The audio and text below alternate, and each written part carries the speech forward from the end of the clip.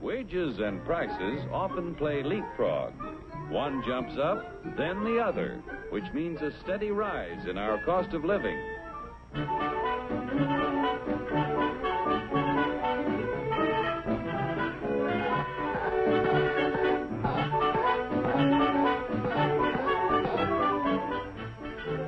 The Dilly Doll Factory is a happy shop.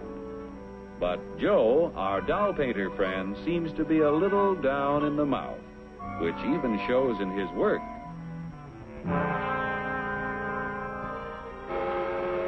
Joe is pretty discouraged because the high cost of living makes it harder and harder to make ends meet. Hiya, Joe, old boy. Hello. Better look in that envelope. Wow, a raise! And just in time to buy the kid a birthday present. What'll I get? Let's see. A dress? Bicycle? Roller skates? Shoes? A book? A doll? A doll!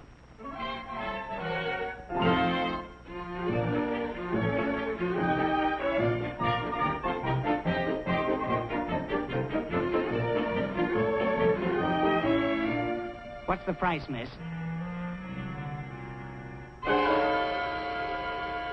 I work in a factory that makes this doll. $2 is too much. I'm very sorry, sir, but your company charged us more for this shipment, so we had to raise our selling price. We got a wage increase, all right, but it couldn't raise the price that much. It just takes a little wood, rubber, paint, cloth, and a phony wig to make that doll. There's only about 10 cents worth of materials in the whole thing. You pirates, crooks, bandits, you robbers!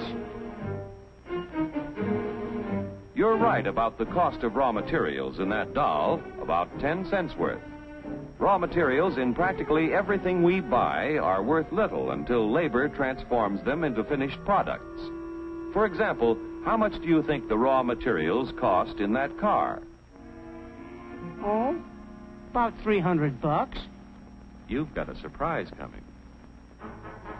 It takes 4.5 tons of coal, 2 3/4 tons of iron ore, 50 pounds of cotton, 14 pounds of cured and finished wool, aluminum, zinc, lead, copper, and countless other raw materials to make an automobile.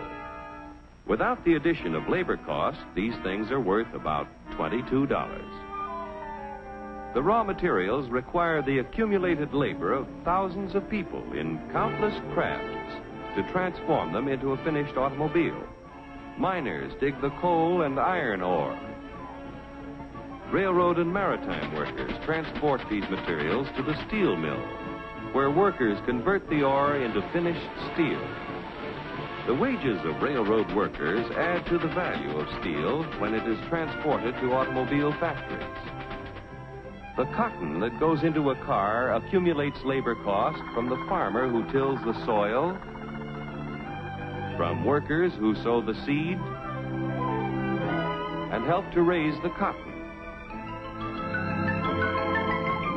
Wages paid to other workers add to the value of the cotton as it is moved from the field to the cotton gin where it is processed. Other workers transport the cotton to the automobile factory. The wool that is used to make a car is worth little while it is still on the sheep. When the labor cost of a sheep shearer is added, the value of the wool is increased by his wages. When all of the parts and materials finally reach the factory for assembly, the labor cost of automobile workers must be added to the price of the car.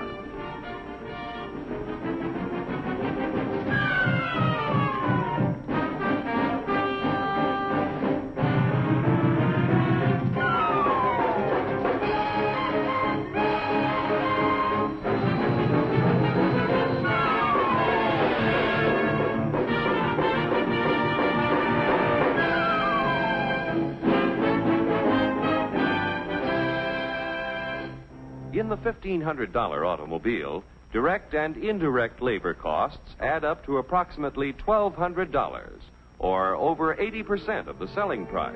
That's before taxes. And what happens to the other 20%, or $300? Raw material cost, $22. Profit to producers of raw materials and allied industries, $89. Profit to part manufacturers, $47. Profit to local dealer, $77. Profit to car manufacturer, $65. Now, when you add $400 for taxes, the cost is $1,900 to the buyer. Like the dolls you make, an automobile has a low raw material cost and a high labor cost, and that goes for practically everything we buy.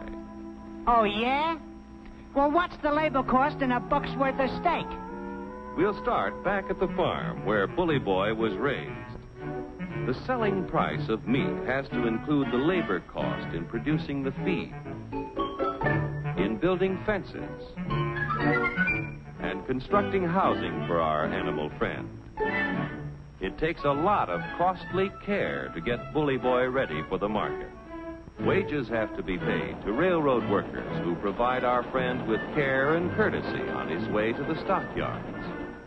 Preparing Bully Boy's anatomy for the butcher shop costs money, too. The family butcher figures in his wages every time he sells a thick, juicy steak. Forgetting taxes for a moment, the labor cost in a dollar's worth of meat adds up like this. Workers raising beef, 24 cents. Transportation workers, 1/2 cent. Packing house workers, 42 cents. Meat delivery drivers, 1/2 cent. Butcher shop workers, 18 cents. The other 15 cents goes in profits to the retailers, the packers, allied industries, and to the farmers and ranchers. Most of the things we buy accumulate direct and indirect labor costs that add up to 85% of the selling price before taxes are added. Generally speaking, a wage raise means a corresponding rise in prices, unless productivity is increased proportionately. What do you want, a guy with 4 arms? 4 arms?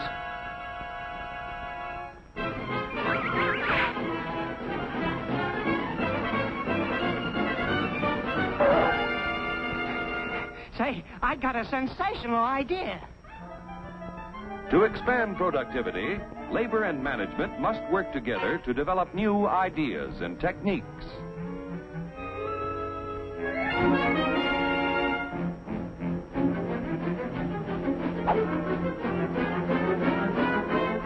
To expand productivity, capital must finance the creation of more efficient tools and plants.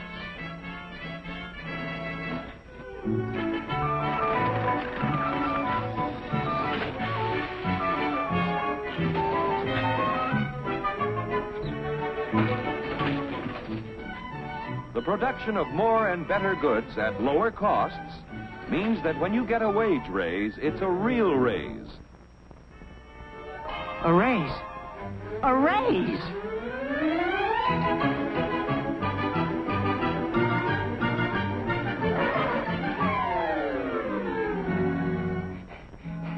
I want to buy a doll.